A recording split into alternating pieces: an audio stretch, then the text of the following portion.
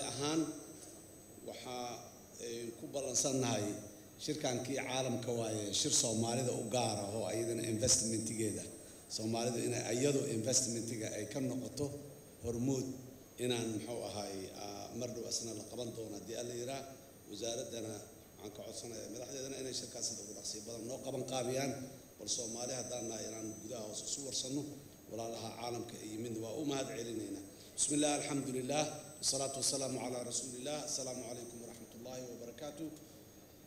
Ladies and gentlemen, very good morning. Let me take this early opportunity to welcome all of you to Mogadishu, Somalia, and to this wonderful conference of Invest Somalia. It is indeed a pleasure to join today here at the first edition of Somalia International Investment Conference at a very critical time that Somalia is transitioning from the difficult era to prosperity era. This highlights Somalia's readiness for foreign and diaspora investment, as well as consolidating domestic investment into our growing economy. Somalia has operated in the global marketplace for many centuries, with our traders playing ancient trade routes from Somalia to Egypt to China and many more far places. Somalia's spirit of entrepreneurial or enterprise has persisted despite decades of protracted conflict, political infrastructure, and climate-related hardship. Recently, I attended a summit of East Africa head of states when Somalia was officially requesting to join East Africa community. My colleagues, heads of states of East Africa, I told them, we Somalis, we are here already in all East Africa places. All we need is a legitimacy and recognition as a partnership, because a very huge investment of Somali people is there in many parts of the world, of course, but in particularly in the East Africa community member countries. So what helps Somalia and the East African community is that potentiality of our entrepreneurial spirit and our traditional spirit of being traders for a long time. In fact, it's the private sector partnership by support from Somali diaspora that has and continues to play a critical role in providing much needed services and driving our economic recovery today. Sectors such as telecommunication, livestock, agriculture, fisheries have seen growth over the past few years. In recent years, we also have seen an increase in foreign companies exploring potential business and financial investment or other businesses to link Somalia. As late as yesterday, I received a very potential interested investors in Somalia who visited this country and who showed that a very potential interest for investing Somalia with huge amount of money. As the minister said, Somalia is closing the chapter of the debt relief at the earliest possible time next year.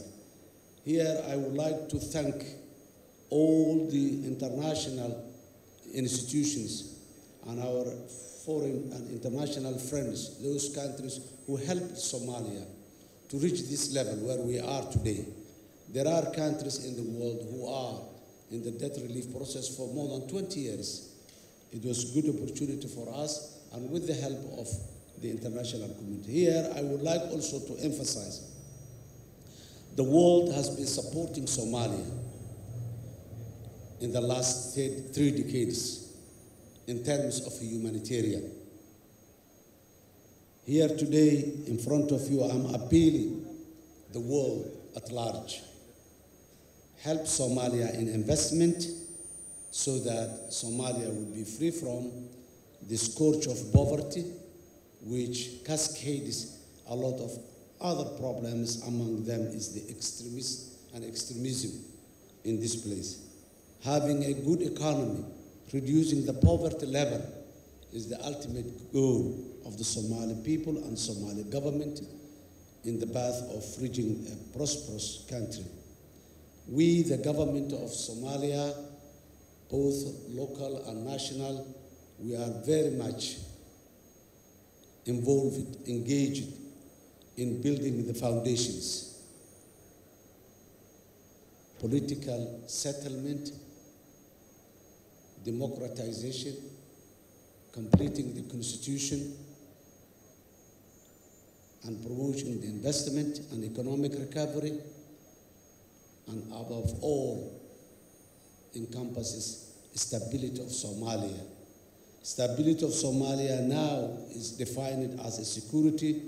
What we mean is stability of Somalia based on the rule of law and democratic principles. This is what Somalia is seeking. We have many experience. We are rich of experience. We are rich in the history, the experience of being a democratic society. We have in our history the experience of living under dictatorial regime. We have the experience of living under the anarchy, chaos, civil war, and extremism. So we have a lot of menu to choose among, and the Somali people choose to live with a democratic manner in the 21st century. We know that in 21st century, Africa is the destination for investment globally.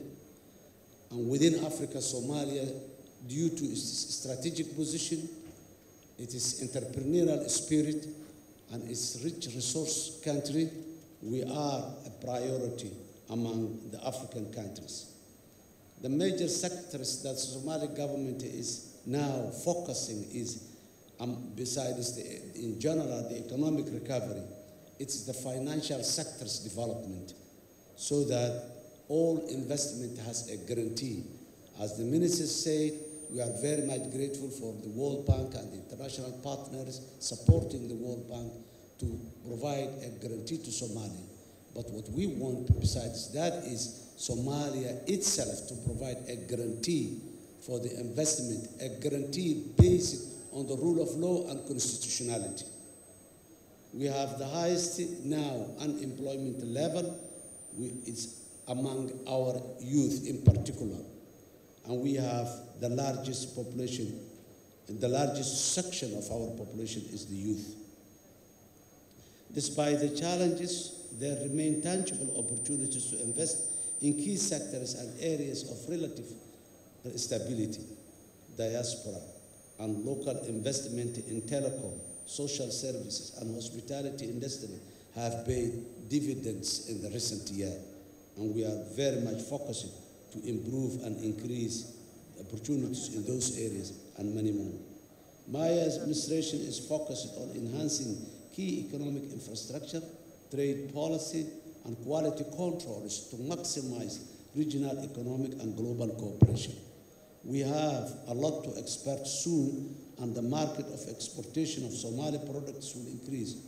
That's why we established a special agency for controlling the quality of Somali export, as well as the quality of Somali imports.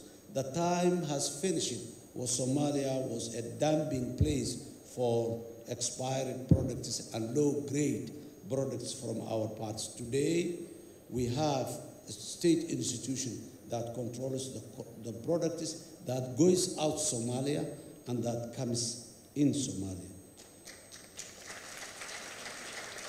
Building our capacity to provide oversight agencies that guarantee the quality and certification of our export and imports to meet international standards, thereby enhancing our trade readiness. The world of today, the global market of today is very competitive, and you can be only good competitor when you have a quality products and quality services, and that is a very top priority for the Somali government.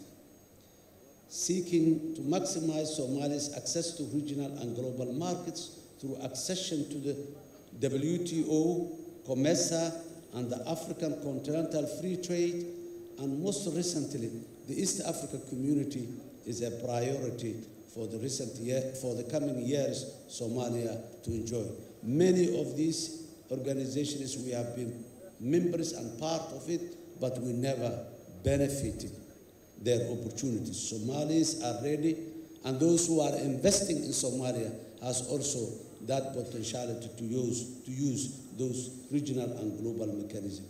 Working with our banking sector to strengthen financial services industry to meet international standards and expand access to credit as businesses are seeking affordable and responsible capital to grow. Very important point which our government is focusing. Advancing climate smart investment through Green Somalia initiative, which is recent, is another top priority area. That incentivizes investment in renewable energy and other environmental friendly technologies. Ladies and gentlemen, I cannot overstate the importance of foreign direct investment in Somalia's economic growth strategy. FDI creates jobs, increases the country's export, and widens tax base and revenue for the state. We recognize that business investors require quality data to make informed decisions. To that end, the Ministry of Planning, Investment and Economic Development's Somfest office has undertaken critical studies and organized forums such as this week's conference to provide reliable data and opportunity indicators and network that can inform. Shirkadda Beko waa shirkadda ugu weyn ee bixisa adeegga korontada Soomaaliya. Beko waxa ay koronto siisaa inta badan koonfurta Soomaaliya sida Banaadir, Jubbaland, Hirshabeelle iyo Koonfur Galbeed. Beko waxa ay siisaa adeeg koronto oo dhameystiran dhammaan 17 degme ee gobolka Banaadir iyo goobaha ugu waaweyn magaalada Muqdisho sida airportka Aadan Cadde, dekedda Muqdisho iyo dhammaan safaaradaha iyo hay'adaha caalamiga ah.